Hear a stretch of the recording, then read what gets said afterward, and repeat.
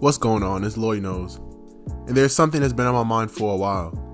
So I randomly hit the shuffle button on Spotify and Freaking You came on. So I'm getting in my bag and blah blah blah.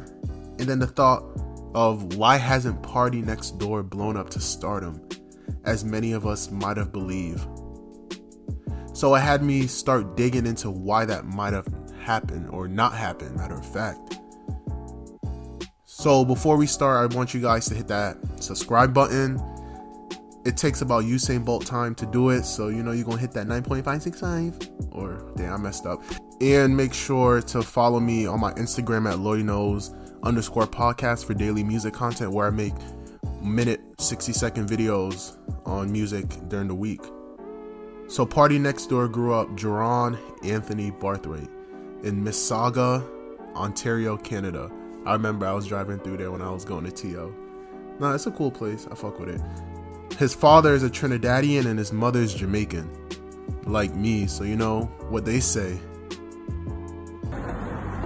Yo, big up the youth them way out of Kingston. Me wake up this morning and me see the thing turn up. Internet gone mad. Respect, you don't know. Me soon forward a yard. Booyaka, booyaka. So now you see why he got some of the island vibes, like on his song, Work, Work, Work, Work, Work. And at the age of 18, he signed a publishing deal with Warner/Campbell Music Group as a songwriter under the name Party Next Door. But before that, he made electronic R&B music under the name Jerron B. So let's fast forward to today. And so far, Party released 3 studio albums and 4 EPs so far. The first project he dropped was Party Next Door, the EP, in 2013. Then Party Next Door 2, the album, in 2014. I think that's the song that had Freaking You. No, FW, I Fuck With You. That song, fire. And then in 2014, again, he had the Colors EP. And then Party Next Door 3 came out in 2016 with the If You're Not Nice, You're Rude. I don't know why that song ain't blow up like that. And then there was Colors 2 in 2017. And then 7 Days, which grew on me, but it is what it is. And then we got Party Mobile or Party Mobile in 2020.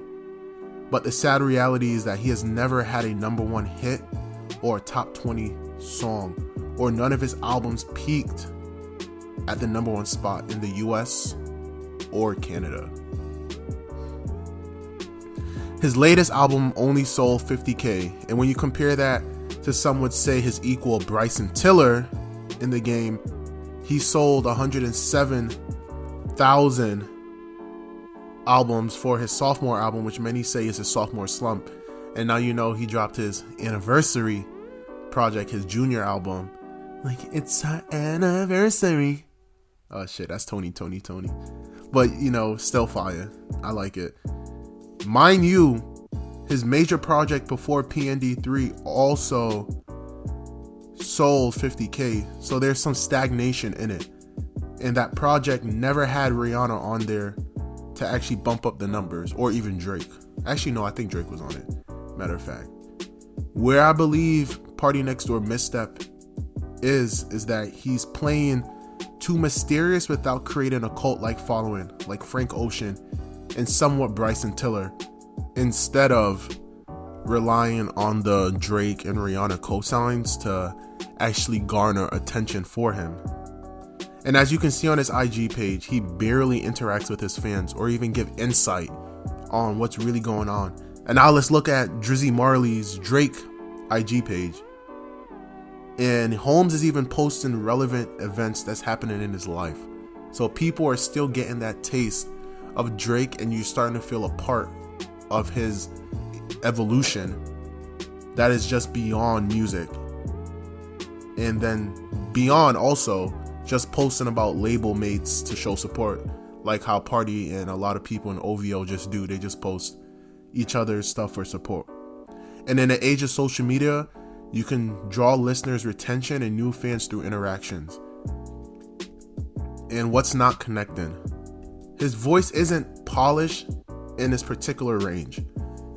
When the reference track for Work came out online and I listened to it, I was like, yo, thank God he took himself off of it, did not release it. Because that voice would have ruined the whole vibe in the song. And my freshman year of college would have been ruined because I caught too many lines off of that work, work, work, work, work. And then Party Mobile, it doesn't even sound like a finished project. If we actually like listening to it throughout its entirety, there's a lot of, I don't know if it's the aesthetic that he's trying to put out, the unfiltered and unfinished, mastered or remixed thing, but it wasn't connecting that much. Party tweeted that he had to delay the album release before its release date just to work on it.